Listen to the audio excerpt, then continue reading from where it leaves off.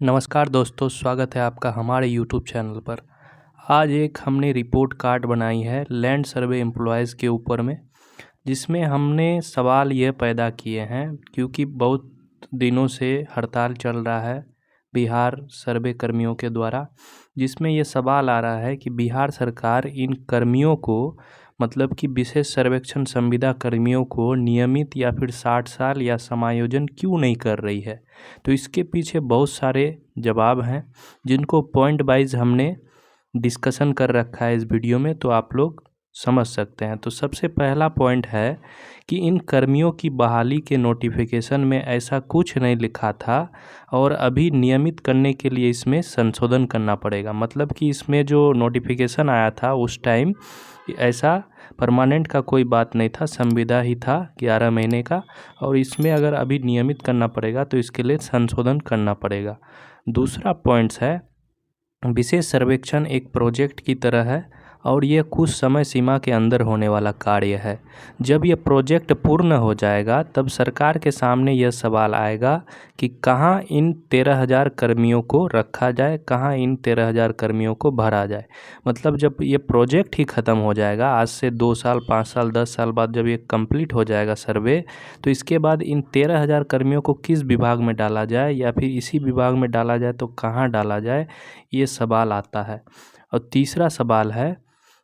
इन कर्मियों में 4 पद हैं जिसमें अमीन और लिपिक का कोई दिक्कत नहीं है, क्योंकि समायोजन और नियोजन के बाद उन्हें अमीन और लिपिक जैसे अस्थायी पद जो ब्लॉक में होते हैं उनमें रखे जा सकते हैं। लेकिन दिक्कत आएगी कानूनगो और एएसओ के पदों को लेकर के, क्योंकि इन्हें कौन सी अस्थायी पदों पर नियुक्त की जाएगी। एएसओ एक पदाधिकारी के रूप में अभी है, संविदा पर ही है लेकिन पदाधिकारी है,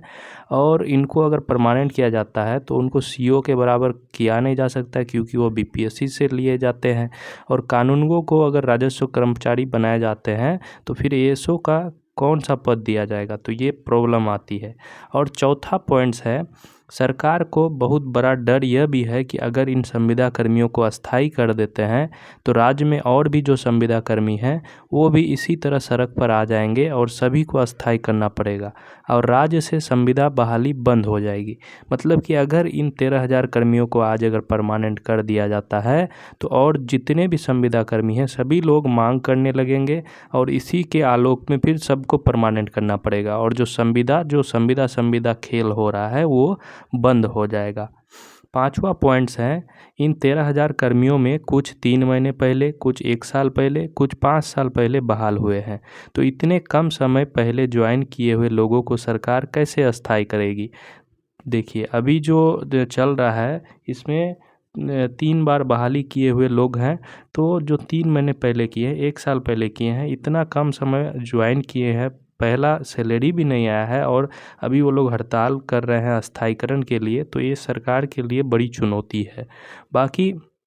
छठा पॉइंट है कि विभाग में बैठे अवर अधिकारी इस तरह की संविदा बहाली निकालकर छोटे कर्मचारियों का शोषण करती है, उन्हें बार बार नौकरी से हटाने की धमकी देती है और कम मानदेय में अस्थायी कर्मचारियों से ज़्यादा काम लेती है। और अगर ये नियमित हो जाएंगे तब ये सब बंद हो जाएगा। ये बात सही है कि बहुत सारे पदाधिकारी जो ऊपर में बैठे हुए हैं वो लोग संविदा के नाम पर खूब ज़्यादा धमकी देते हैं और नौकरी से हटाने का भी धमकी देते हैं और बार बार सैलरी कट और भी बहुत सारी चीज़ें करते हैं और कम मानदेय मतलब कम सैलरी दे करके अच्छा काम निकाल लेते हैं। तो जब ये नियमित हो जाएंगे तो ये सारी चीज़ें बंद हो जाएगी और विभाग के ऊपर बैठे अधिकारियों का मनमाना तरीके से ये सारा जुल्म बंद हो जाएगा। तो ये इसीलिए परमानेंट नहीं कर रहे हैं। और एक पॉइंट्स है, 7वां पॉइंट्स है, सरकार जनता को अधिक रोजगार दिए बिना सिर्फ रोजगार का प्रचार प्रसार करना चाहती है,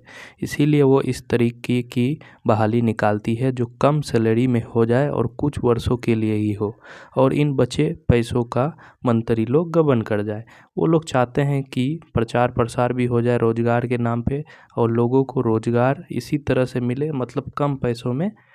रोजगार का प्रचार प्रसार हो जाए, इसीलिए इस तरह की बहाली निकालती है और परमानेंट करने से बचती है। 8वां पॉइंट्स है, सरकार और विभाग के अधिकारियों के मैनेजमेंट और प्लानिंग के कमी के कारण यह ज़मीन सर्वे का काम विगत 5 वर्षों में कुछ ही परसेंटेज हो पाया है और सरकार को अब यह ज़मीन सर्वे रुकवाने का मन है, इसीलिए वह इन कर्मियों को अस्थायी नहीं कर रही है। मतलब कि देख ही सकते हैं कि 5 साल में बहुत कम ही यह प्रोसेस में हुआ है और अब इनको सरकार को समझ नहीं आ रहा है कि ज़मीन सर्वे का क्या होगा, इसीलिए उनको मन है कि ये बंद किया जाए, इसीलिए परमानेंट नहीं कर रही है कि इनको परमानेंट करके फिर क्या कराएंगे। और ये सब कारण है जो कि एक निष्पक्ष तरीके से कारण हो सकते हैं, क्योंकि इसमें संविदा कर्मियों का भी कुछ पॉइंट्स है और विभाग का भी कुछ पॉइंट्स है। लेकिन 100 बात की एक बात, ये संविदा कर्मी सभी इस राज्य और सभी इस देश के लोग हैं, तो सरकार का दायित्व तो बनता है कि इन कर्मियों को अस्थायी नौकरी देना है और इनका भविष्य सुरक्षित करना है। बाकी आपका इस मुद्दे को लेकर के क्या विचार है, कमेंट में ज़रूर बताएं। जय हिंद, जय भारत, वंदे मातरम।